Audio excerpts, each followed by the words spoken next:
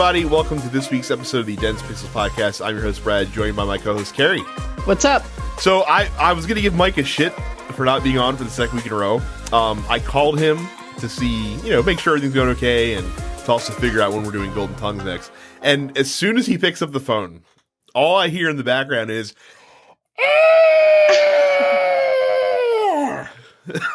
So, well, I feel his pain. I've been there. I don't. I have absolutely been there before. So yeah, no, you know what? I have been there before, but I was 4.5 years old and my sister was born. Right, and a situation against your will. So I can understand that. Fun fact: when I went to the hospital to meet my sister for the first time, I was given a Sleeping Beauty Barbie doll as like the consolation prize for having to then also bring home a child. So she turned out okay though, so it's fine. So as far as what we've been playing, the only game I've played all week, except for a game or two of Slay the Spire, has been Destiny, because I've just been playing Destiny nonstop. Never would have guessed that. No, I know. Honestly. It's I'm shocked. I'm shocked blown as well. away by this. It's been really fun. But you got the Digimon Story Cyber Sleuth Complete Edition on the Switch, and how's that going so far?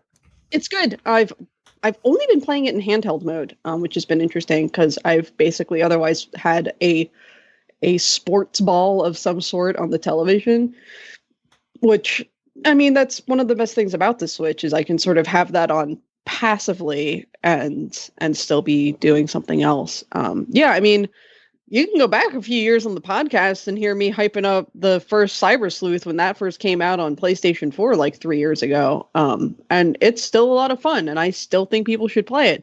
And now that it's both Cyber Sleuth and Hacker's Memory together, for $50 for both Switch and PC, like if you have a gaming PC, or especially if you have a Switch, you should definitely give these games a shot. The Digimon Evolution system requires some forethought and some strategy as far as sort of maxing out the system and whatnot.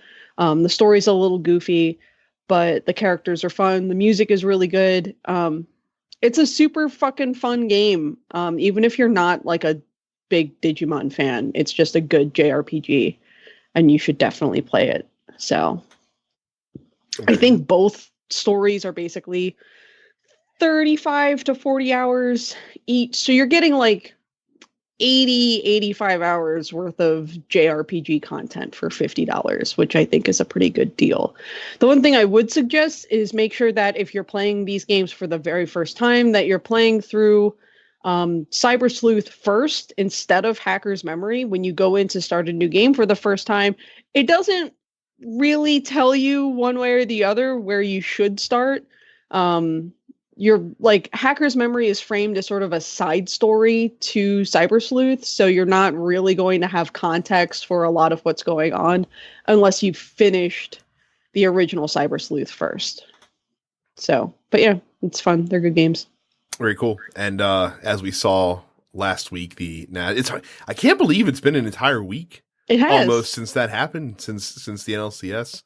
Are you worried now about the fact that they're gonna have some layoff rust?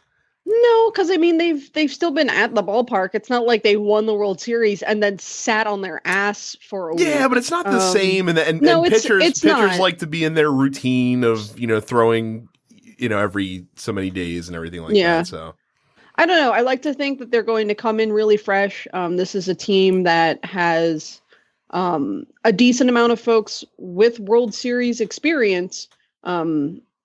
So I don't know. It's going to be tough. I'm glad that they're facing the Astros because fuck the Yankees. God, what a way for the Yankees to lose that too. That was just like the amazing reversal of fortune. God, delightful to see Aroldis Chapman give up a walk-off home run like that. To Jose Altuve of all people, right?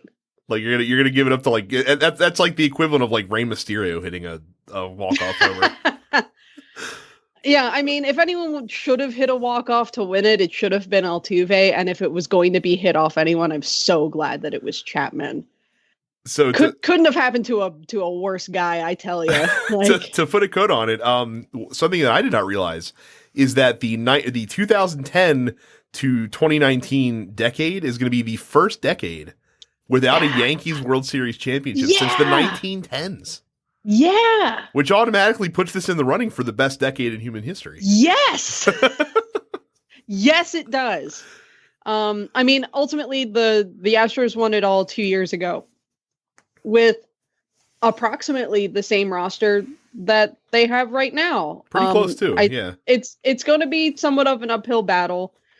But I have an iota of optimism that the Nats have a shot at pulling this off. Ultimately, I feel like I'm playing with house money here. Yeah. I get to go to a World Series game. I'm going to Game 3 on Friday. I'm super fucking excited for my dad, who grew up a long-suffering Senators fan, who has been with the Nats basically since day one. And this is the first time in his lifetime that he will get to see a World Series game played in his hometown of Washington, D.C. And I'm just, I couldn't be happier for him. So two more quick asides before we move on to video games. I don't like the 2-3-2 format that every other sport except for hockey uses. The 2-2-1-1-1 format is a much better format, I think, and gives more advantage to the home team. I think it does. Which every sport should adopt. And Bryce Harper immediately vaults to the top of all-time greatest Ewing theory candidates of all time. With this, and I think he would cement being the number one guy if they were to win the World Series. So I think so too. Yeah, I hope he had a really nice birthday watching the Nationals go to the World Series from home in Philadelphia. Yeah, or actually, it might be at Vegas at this point. Who knows? I'm over it. I defended that douchebag for 7 years, and he left for a division rival, so that dude can kick rocks. We all should have known what was up when he was wearing Golden Knights jerseys during the Stanley Cup Finals. Yeah, he's there in Golden Knights jerseys, and meanwhile Ryan Zimmerman and Max Scherzer are there in full Caps garb, with the helmets, with the gloves, leading the "Let's Go Caps" chant. Like... Nah, Bryce Harper can kick rocks. So if you made it through our DC sports segment of the show, Carrie will tell us what new releases are coming out this week. Yeah, we actually have a pretty big week this week. We've got that COD mod, Call of Duty Modern Warfare. They're just calling it Modern Warfare instead of Modern Warfare 6 or whichever one it is now. I don't know. I haven't had to pay attention to Call of Duty in like 6 years, so I have no idea. So that'll be PS4, Xbox One, PC. If you're into that COD, WWE 2K20 is out on PS4 and Xbox One. Is that not getting a PC release? It is as well. I think I just forgot to put that down. The Outer Worlds, a game I am personally very excited about as a huge fan of Fallout New Vegas, that arrives on PS4, Xbox One, and PC this week. I believe a Switch version is also in the works, but I don't know if that releases this week. It is in development, they say, but there's no timetable for its release, so probably not this year. No, yeah, so I will probably be picking that up on PC myself. Legend of Heroes Trails of Cold Steel 3 releases on PS4. I have heard nothing but good things about this series at large, but I've never played it myself. That's a JRPG if you're into that. Let's Sing Country for all you yeehaws out there arrives on PS4, Xbox One, and Switch if you want to get some yodel yeehaw, good old boy, my truck left me for my old girl, whatever, karaoke. I assume Old Town Road is on that too. That's going to be in every single singing game this year. The hotly anticipated, long-awaited, much-demanded Medieval remake on PS4 arrives this week. I'm going to upset someone who has great nostalgic feelings for Medieval. This game is not very good.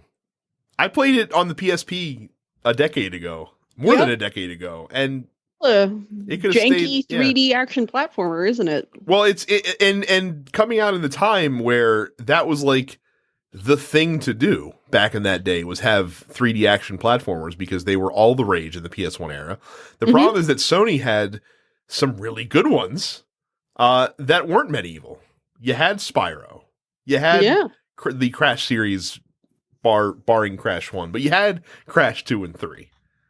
So this was kind of like the one of the best of the rest. And it wasn't very good. So it's one of those things where like I sort of remember I remember it coming out. I think I might have played it a little bit on like one of those demo discs that you'd got in the mail. But yeah, I wouldn't say it's something that anyone really asked for. But maybe it'll be good.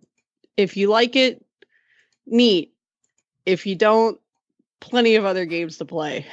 And I mean, it's that time of year. It just goes to show you that this is one of the ones. Did Medieval get a sequel? I don't think it. No, it did. It did. It did. It did. It actually got 2 sequels. Did it? Mm-hmm. It got well, I guess a sequel and then a reimagining. So Medieval 2 was PlayStation, and then you had Medieval Resurrection, which was like a pseudo remake of the first one. Well, wasn't that the one that came out on PSP? Yeah. Okay, so I played that. I don't think I know a single person who played Medieval 2, but we spent far more time on Medieval than we probably need to. Yes, correct. If you want to spend far more time than necessary listening to us and other folks on the network run their mouths, feel free to head to TNP Studios and subscribe to the rest of the TNP Studios premium content. There's plenty of other good stuff on the podcast network, including The Men with the Golden Tongues, and I'm not really on any of those shows. What are they? We've got the premium lineup, airing of grievances. Yep. No Time to Bleed. Yep, and one could say the flagship of the premium channel, the Look Forward Political Podcast. Oh, I guess I always forget that that's technically premium because they make the first like half hour or hour like free every week. They do, but if you want to listen to the whole, usually 2.5 hour episode, you gotta be a premium subscriber. Nope. Densepixels.com/premium to sign up for $5 a month or $50 for the whole year. Yep. And don't forget, if you're listening to us in exclusively audio format, we also have a YouTube channel where if you want to look at our dumb faces for whatever reason, you can do that too. That's youtube.com/densepixels.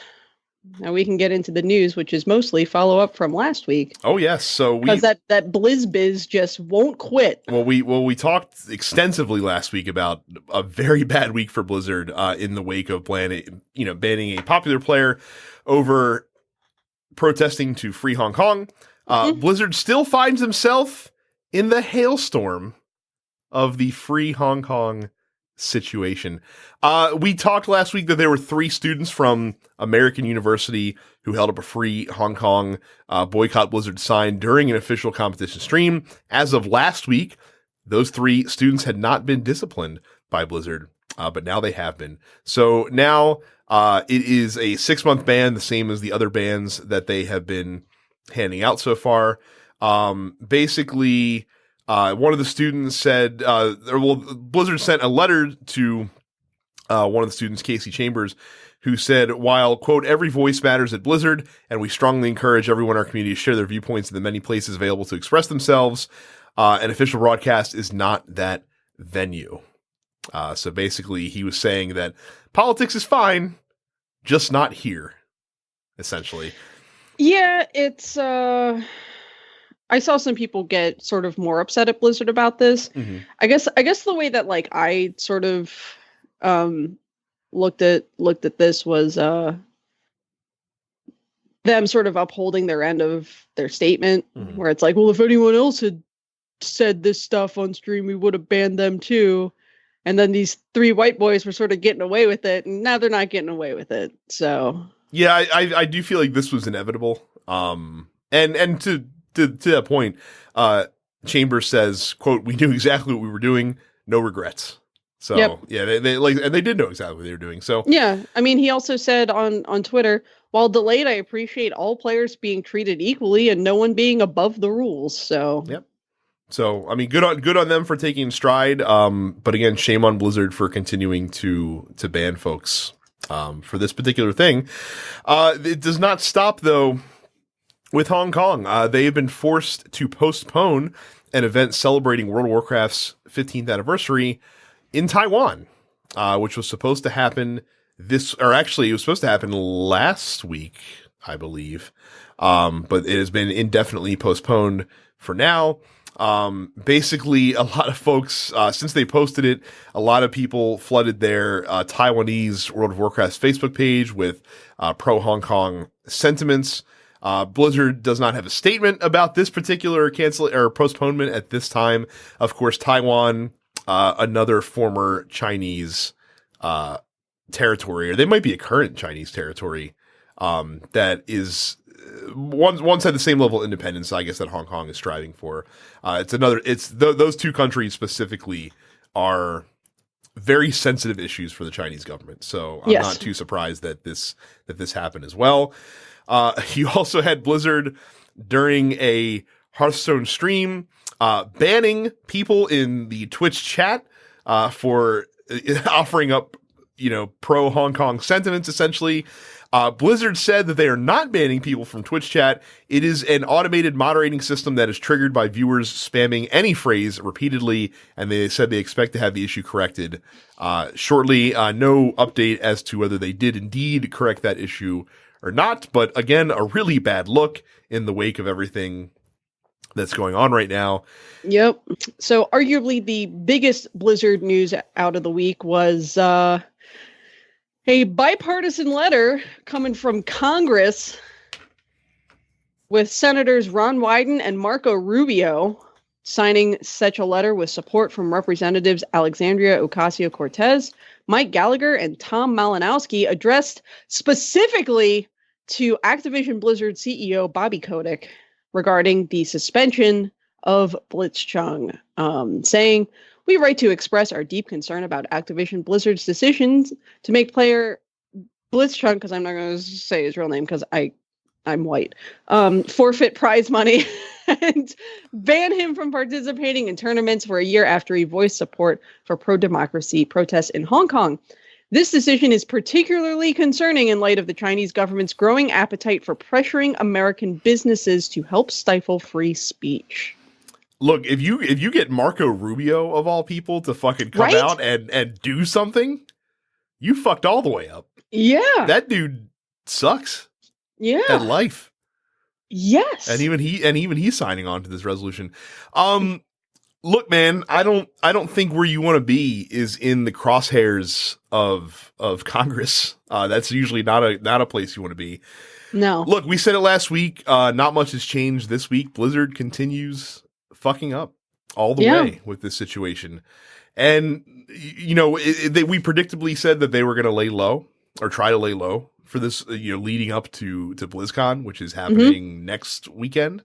Next Friday it starts. Yep. And they're trying, but they can't help but still pop up with stuff in the news around this story. BlizzCon's going to be really interesting, I think. Yep. Especially since, moving right into our next story, their biggest thing that would have maybe sated the masses a little bit fucking leaked ahead of time. Diablo IV, which is something, we've known that they've been working on Diablo IV in some capacity for several years now. But the new Diablo art book has an ad that I believe was published in a German magazine called GameStar. And that officially revealed that the art book, when it releases, will contain artwork from Diablo IV. So, yeah, good job. Great. Good job with that one. Print media strikes again with needing incredibly long lead times. It's interesting because as someone who works in print media, when we get ads like this, it's always having to sign like an NDA or something like that. So what this means is that someone at Blizzard fucked up really hard by basically approving this ad to run in print starting on a specific day before the game was actually going to be announced. So, look, it's entirely possible that this ad was not leaked, but rather leaked. Yeah, to big possibly distract folks from what everyone is talking about, RE Blizzard, right now. Yeah. So it is entirely possible this was a planned leak for sure. Because I would imagine if you're Blizzard, you would like anything to kind of take some of the heat off of what's going on right now. Certainly, rumored Diablo IV could do that. Obviously, people reached out to Blizzard for comment on this. They said, quote, "We don't comment on rumors or speculation, but next week we'll have exciting news to share, so please stay tuned." So basically non-denial, essentially. Yep. Of sorts. So yeah, so that is the state of Blizzard right now. That actually kind of leads into our next story, which in the wake of everything going on with Blizzard is very interesting. So we alluded to this last week because the news kind of broke while we were recording. Yeah. So we have a little bit more information. So we talked about Riot Games has several new projects in the mix and across a variety of different genres of games and mediums, really. League of Legends Wild Rift is going to be a new version of regular League of Legends, but designed from the ground up with a twin stick control scheme that is designed for consoles and mobile phones and a focus on 15 to 18 minute games. Due on mobile phones next year, no word on release date for consoles. You also have Legends of Runeterra, a competitive card game in the League of Legends universe. Cards will not be unlocked via randomized pack purchases, according to Riot Games. Project A stylish, competitive, character-based tactical shooter for PC. Overwatch. More information expected on that next year.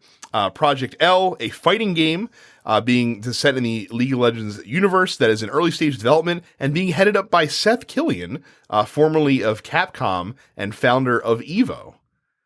So very interesting information there. Project F, a very early development project that explores the possibilities of traversing the world of Runeterra with your friends. Apparently this looks reminiscent of Diablo and other like third-person style role-playing games. League of Legends esports manager, so they're taking on the Football Manager series, which is very popular in Europe. A tactics mobile game that's coming in the first quarter of 2020, a animated series set in the League of Legends universe planned for 2020 called Arcane, and then League of Legends Origins, a feature-length documentary highlighting the game's growth, available right now on Netflix, which I may watch because I don't know jack shit about League of Legends other than the fact that it is a very popular MOBA.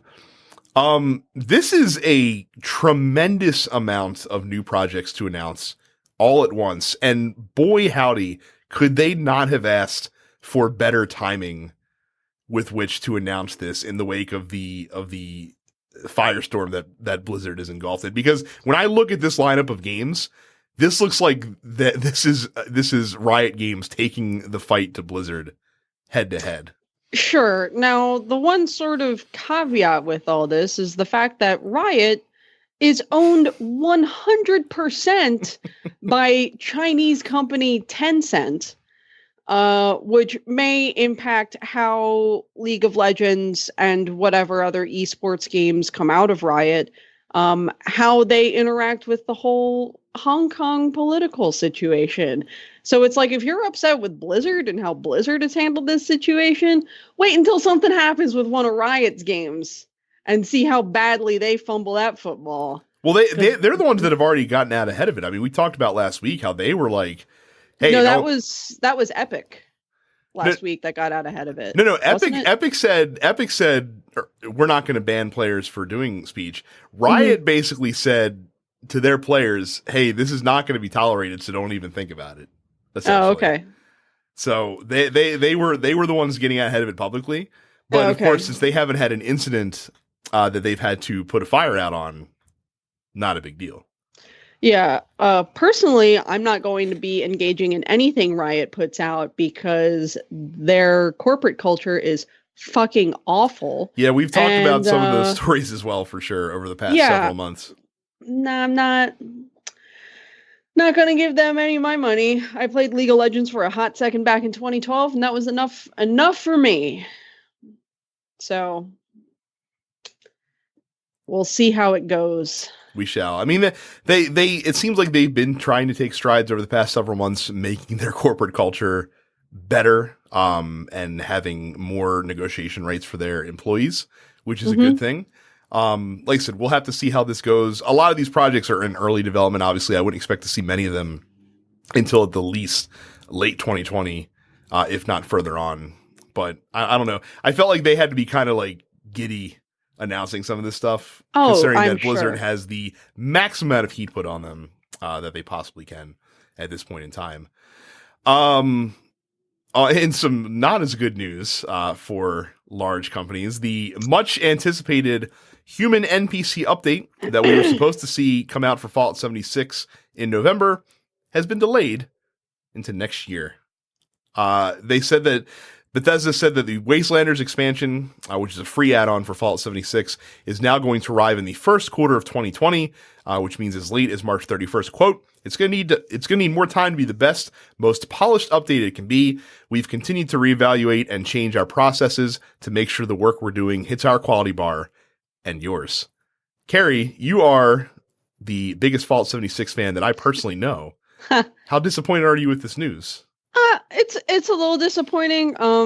I had sort of started dabbling back into Fallout 76 within the last few weeks, and I was sort of waiting on more news about this expansion to like really get fully back into it. So yeah, it kind of sucks, but at the same time, like, it's a free update. I'm not gonna complain about them taking whatever time they need to in order to make sure that the content that they're releasing for the game is up to snuff, because they sure didn't do that when the game first launched, so they might as well do it now. They've made a pretty big deal about this update, and it's sort of the de facto Fallout 76 2.0, if you will. And you only they're introducing factions and whatnot. Right. Like, you'll be able to either side, I think, with like the Vault Dwellers or like the Raiders, and like, it's based on what they've said about it, it has the potential to be very, very cool. Yeah, so I would rather them get it right. Well, and that's what I'm saying. So this is in many ways kind of your relaunch, quote unquote, of Fallout 76. And if you fuck that up, you're done. That's it. You're done. Like, so they're going to take as much time as they possibly need to make sure that when it does come out, it is as bulletproof as it can be from a technical standpoint, from a performance standpoint, and from a content standpoint. So, if you are a Fallout 76 fan or are curious about it, you should be happy by this news, even if you're a little disappointed about the timing. But yeah, like I said, we've said it before, we'll say it again, delays ultimately are a good thing at the end of the day, even if you don't get that immediate satisfaction. Speaking of delays, some bad Google Stadia news. So we know Google Stadia is coming November 19th if you are a Founders Edition purchaser. Two little bad bits of news, though. First of all, at launch, you're not going to be able to play games over mobile data on your Pixel phones. You're going to be required to have a Wi-Fi connection. For now, there is no determined amount of time how long that's going to last when they'll make mobile data a feature for Google Stadia. The bigger, more annoying thing that a lot of folks are upset about, though, is that the Stadia Founders Controller, that is an optional purchase that you can play Stadia games with, will only work wirelessly with the Google Chromecast Ultra at launch. If you use the Stadia controller with any other device, such as your PC or a tablet, it will have to be plugged in through a wired connection in order to use it. You know, Brad, the more that I hear about the Stadia, the more I think that the whole thing's going to be a fucking wash. It's the fact that they're not using the early access tag or the beta tag is a problem when you are one of the most basic functions of your controller is not going to be usable except on one specific device, which most people, I would wager, are not going to have. I mean, I guess if you got the Founders Edition, you will, because the Founders Edition comes with a Chromecast Ultra. But yeah, that's a bit of a problem. The mobile data thing, I understand. Like, you want to make sure that you can get the network kind of established. Again, it does kind of undercut one of the features that you're selling as making this service awesome. But yeah, the wireless simplicity thing is kind of bad. Yeah. It's kind of bad. And especially, like, so how's that supposed to work? Like, if you're using your tablet, like, do you have to plug it directly into the tablet? Yeah. Like, how are you going to plug it into a phone? Like, Right. how does that work? So I'll give you a hint. It doesn't. So the reason that this is not going to be available at launch is because apparently using the wireless controller with other platforms introduces lag that the service can't afford to have at this early stage. However, the Chromecast Ultra may allow Google to fine-tune the wireless connection to avoid lag and latency issues. Now, let me tell you something. Let me tell you something. So, Sony just came out with a new Remote Play app on iOS and Android recently, and I downloaded and installed it just to give it a look-see real quick, and it works. Like, I can certainly play my PS4 on my tablet, but it's not a ideal situation. I certainly wouldn't play anything that's precision related on there. And my biggest fear with Stadia is that specific issue when you have the interface of, needing to read controller inputs, over a wireless connection. That's a problem. And it seems to be a problem from the jump. So yeah, it seems more and more like day by day, this is not a service that you want to be an early adopter of, at least. Like, maybe next year, once a lot of the kinks are ironed out, it might be worth checking out. But I'd have to imagine that if you paid $130 to get in on the Founders Edition for Google Stadia, you're probably not incredibly pleased with some of the news that you've heard over the past week from Google. Yep. If you want to buy a real gaming system instead of a Stadia, you can do that on Amazon. And if you want to be like, but you know what, Carrie, I don't want to give Jeff Bezos any more of my money. That's fair. However, if you go to densepixels.com/Amazon and use either the Super Saver shipping or the Amazon Day shipping or whatever the fuck they're calling it these days, some old man in an Amazon warehouse doesn't die of a heart attack today, and then we get a little bit of the money from the sale, and then you still get your money. And ultimately, is Jeff Bezos still getting most of that money? Yes, we should kill him and eat him. But until we can do that, shop at densepixels.com/Amazon. So we don't have a main story this week. We just got the post office, and we asked the post office question quite literally right before we started recording. So many of you came through with questions. We appreciate that. Some of you came through with multiple questions. We appreciate that. Like I said, short notice this week. Again, if you want to be part of the Dense Pixels post office when we solicit questions from you guys, you have to go to our fan group, which is densepixels.com/fans. I knew Leonardo would be in here on this. I knew he would. He said, "Holy shit. Did you guys see all that new Star Wars New Jedi Fallen Order footage? The hype is real. Cue Carrie to turn on her yellow lightsaber and wave it about for 5 seconds. I'll do that. That's fine. While you're going to get your lightsaber. I will say this. So I have not watched the preview videos from any of the major outlets yet, though I have heard about some of the previews. Yeah, I got it. There you go. Yeah. Straight from Galaxy's And yes, Edge. I do have...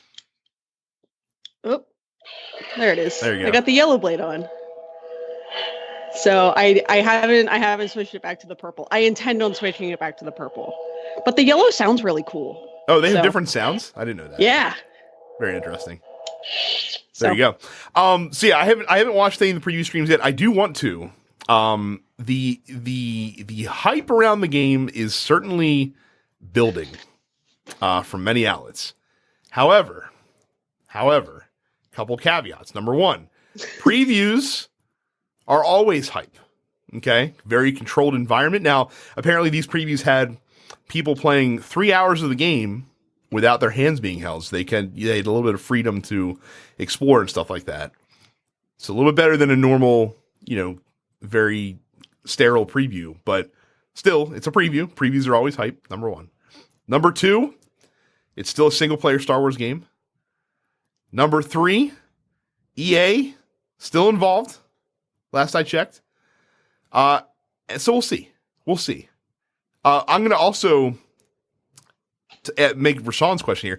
Rashawn says he's waiting until November 15th to see when Brad will eat his words when it comes to Jedi Fallen Order and have to admit that it might be the greatest Star Wars game and say Leonardo was right. Again, I've never said bulletproof that this game is going to be terrible.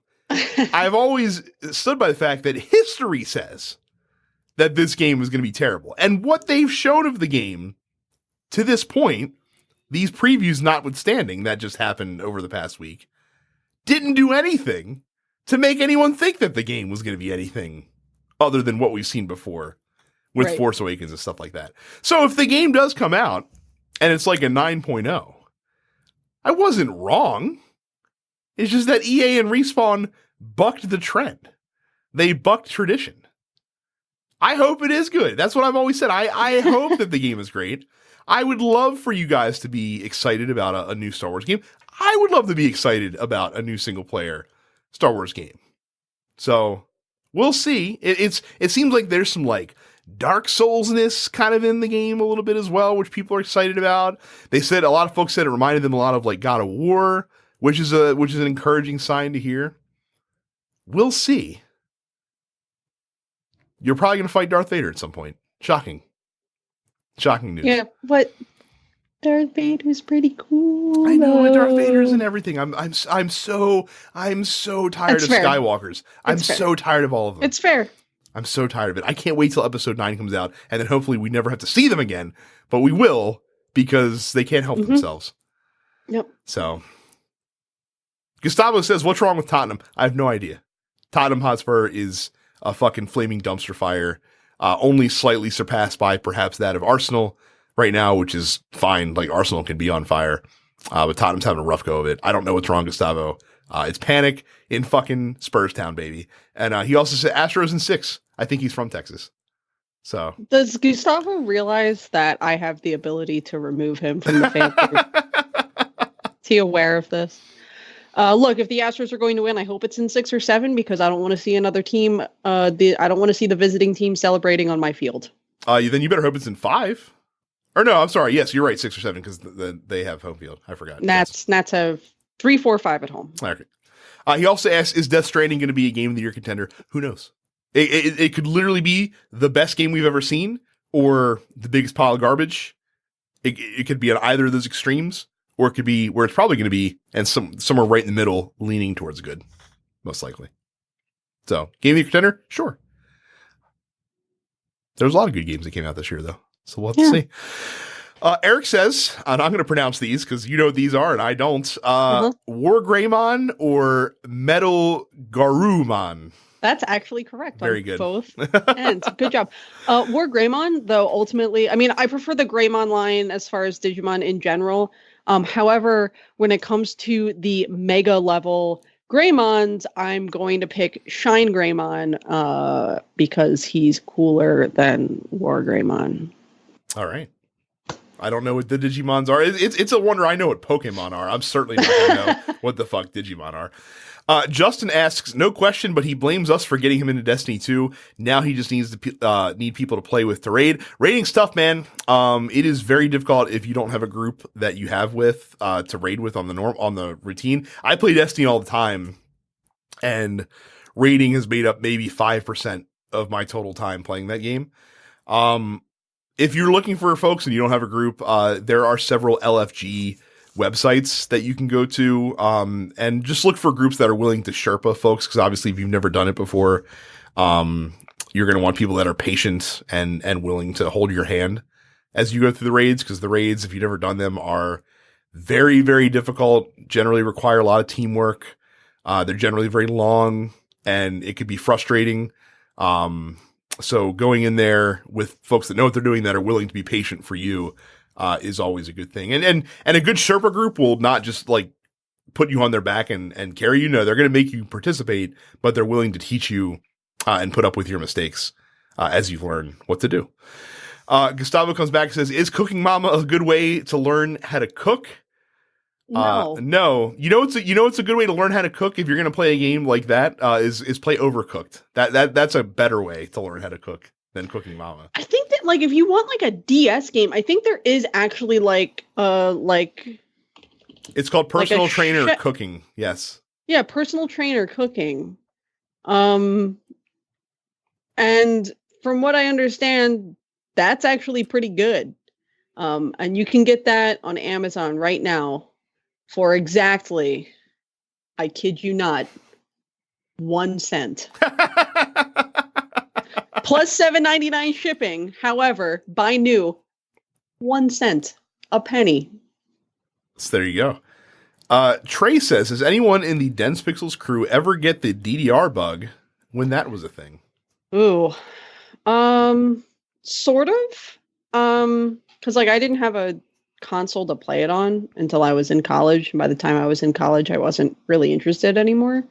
But back when there was, for a short period of time, there was a very small little arcade corner in Towson Town Center that had a DDR machine. It's like one of the early ones. It was like second or third mix.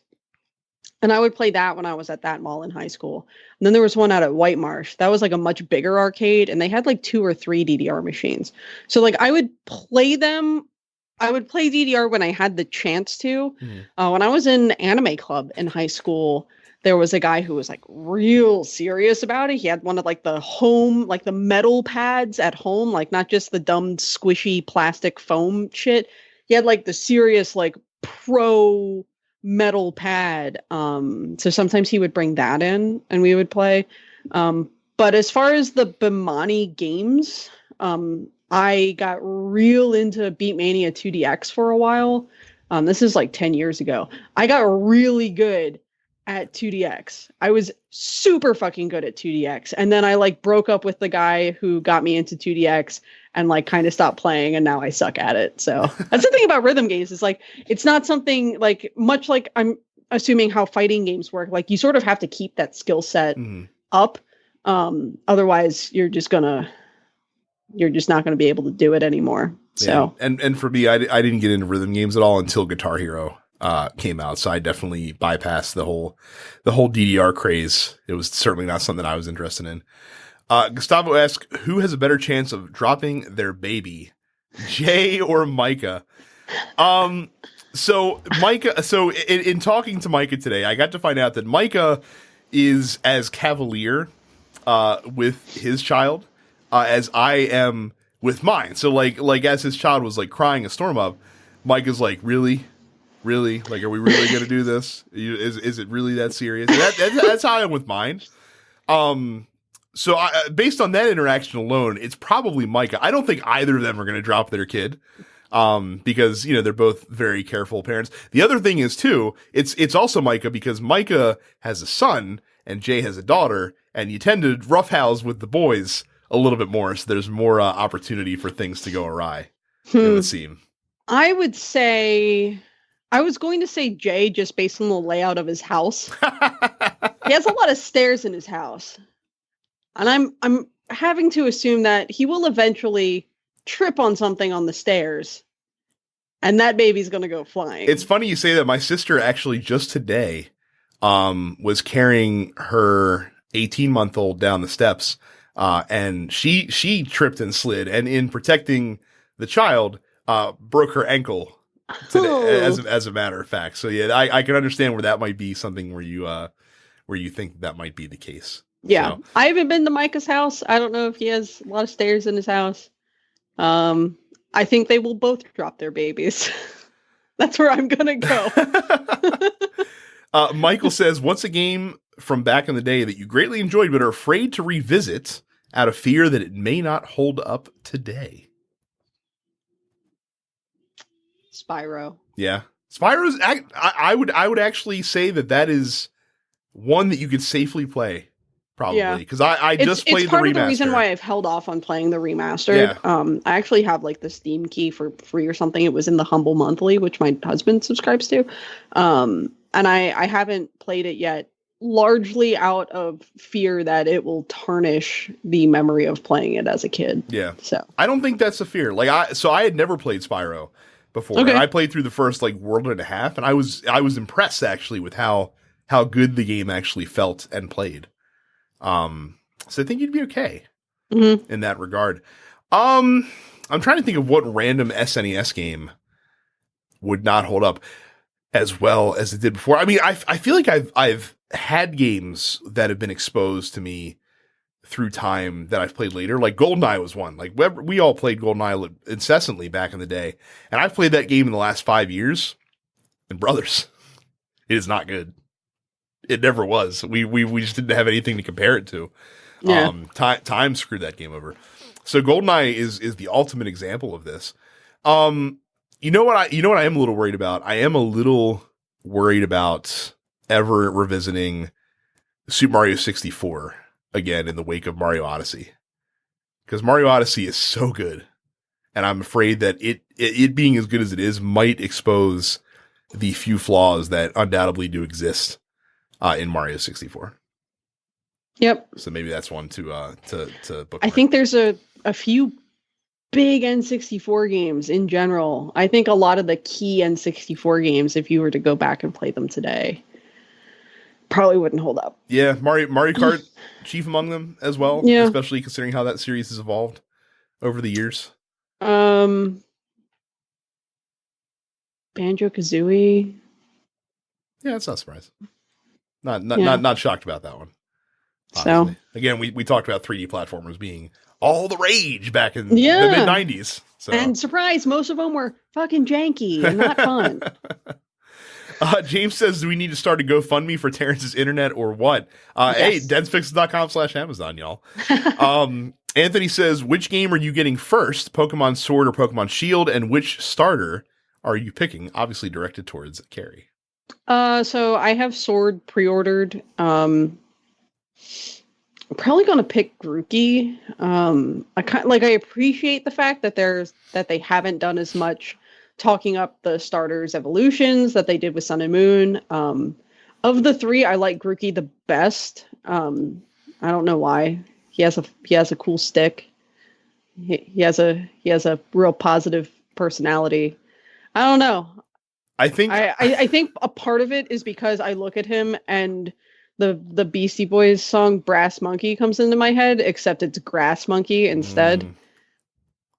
That's really the reason why. I gotta tell you, more than any other set of starters that I've ever seen in a Pokemon game before, I really think who you pick at the beginning of this game is going to be a real insight into your personality, based on the three that are available right now. I would say 80% of millennials will be picking Sobble because they are also anxious messes. So I don't even know what the fire one is. What's its name? Score Bunny. Mm-hmm. Oh, that's right. Yeah, that's right. We will end it with Malcolm, who says, apparently at East Coast Throwdown, a guy got salty and threw a chair that almost hit a baby in a stroller. How would you react to that? He's guessing fades on sight. And the game in question that this is going on during was Sailor Moon, which apparently is notoriously broken as a fighting game. Look, man, I understand some people get pissed off playing video games. I mean, Terrence broke his television. He got so mad playing Marvel vs. Capcom. Oh yeah, absolutely. He threw a controller at it, busted it. He had to get another TV from me to replace it. So look, it happens. But control yourself when you're in public. Yeah. There's no need for that. Why are you throwing a chair playing Sailor Moon the fighting game? Was Air Guys not available to play at East Coast Throwdown? That's something where I just sort of want to sit someone down and be like, so at what point did that seem like a good idea? Where was the thought crossing your mind? Was it mid throw being like, I'm doing the right thing? Well, that's a pure instinct move, right? Nobody thinks, oh, I'm going to throw this chair and then they do it, right? Like that's just something you do. How would you react to that? I mean, if it's my baby, I'm going to be fucking pissed. I'm going to get in that dude's face and get really fucking angry. I don't know if anyone aside from the kids, I mean, anyone that almost got hit by the chair should be pissed off. Like, this is fucking unacceptable. I would assume that guy got banned permanently from that event. No, I would hope so. One would hope. Yeah, don't be that angry. I get it.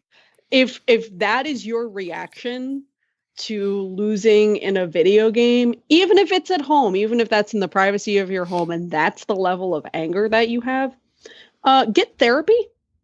Or just don't play video games competitively, if that's the case. Like if you're going to get pissed off. Therapy. Well, that too. You're right. Obviously, there's some deep-seated anger that's manifesting itself in a really unproductive manner. But yeah, don't. It's a video game. Don't. And again, yeah, like I said, if you can't control yourself, then don't play video games competitively. They're supposed to be fun. And don't you throw in a chair? I'd love to hear more of the backstory beyond that. And on Sailor Moon. On Sailor Moon. Sailor fucking Moon. I didn't even know first of all, I didn't know there was a Sailor Moon fighting game. Oh, there's a bunch of Sailor Moon games, and all of them are garbage. That doesn't surprise me. I'm curious to know what systems these games exist on, just for the pure sake of curiosity. Yeah, so there's a few like beat 'em ups. Wow, all the way back to Super Nintendo. Yeah. Huh. Yeah, Super Famicom. Yeah, I would say like that's pretty much where it stopped. Though most of them are fighting games or beat 'em ups. But yeah, there's a few fighters. Let's see. You had the last one that came out. that was not a quiz game. Apparently, the last one that came out was a quiz game. But the one that came out before that was Bishujo Senshi Sailor Moon Super S Shin Shiyaku Saudasun Sen, which came out on PlayStation and Sega Saturn. We'll go with that. I just wanted to pronounce it because it's what a ridiculous name for that game. Bishujo Senshi is basically just magical girl. Gotcha. So yes, Bishujo Senshi Sailor Moon Super S Shin Shuyaku Sodatsu-sen. Yeah, it's a mouthful. That came out over 20 years ago. Yes, and this guy's getting salty enough that he's throwing chairs. Yes. Playing it. That seems unacceptable. Don't do that. Yep. Also never released outside of Japan. Any of the Sailor Moon games didn't release outside. I don't think any of them did. Oh no, I'm sorry. The Sailor Moon a beat 'em up for the SNES got released in Europe. Yep. So there you go. Thank you guys for the short notice post office questions. Again, if you want to participate when we do need questions from you guys, go to densepixels.com/fans and join our fan group today. You can also subscribe to the podcast wherever you get your podcasts, and make sure you also subscribe to the other TNP Studio shows, The Nerd Apocalypse, Black on Black Cinema, Coming Distractions. Subscribe to us on YouTube. And of course, it is the 2 weeks left, a little less than 2 weeks left before Extra Life. Yeah. Carrie, tell us about your stream plans. Yeah. For a second. So I still haven't decided when exactly that day I'm going to start streaming, because it's the day after a wedding. And I'm hosting a couple people who are coming into town for the wedding. So it might not start until the evening. It might be more of a Sunday stream rather than a Saturday stream. But yeah, I'm doing Extra Life, as I've discussed a few times on the show now. All of the money raised goes directly to help the kids at the Johns Hopkins Children's Center in Baltimore, Maryland. I have so far beaten the original goal. I would like to hit $750. That'd be super cool. And I'm streaming Pokemon Leaf Green, and that's going to be a really good time. I imagine I'll be able to get through all 8 patches and the Elite Four in a single sitting. I've done that before, but we'll see how it goes. Outside of that, I play with the Baltimore Gamers Symphony Orchestra, and our next show is also just a few weeks away. It's the weekend after Extra Life. So that's November 8th, which is a Friday night. General admission is free.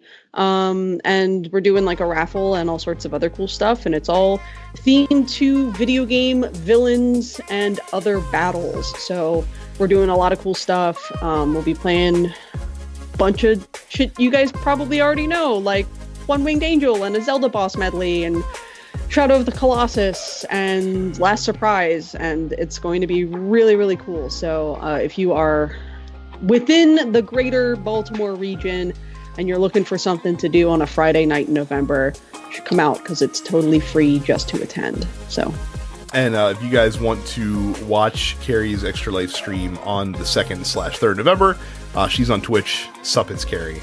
Yep. It's a screen name. So again, that is it, guys. Thank you so much for listening, and we will see you all the next time. Let's go Nats! You're watching the Dense Pixels YouTube channel. Click the subscribe button while you're here, and make sure you check out our weekly podcast where we discuss the latest gaming news and our impressions on what games we've been playing.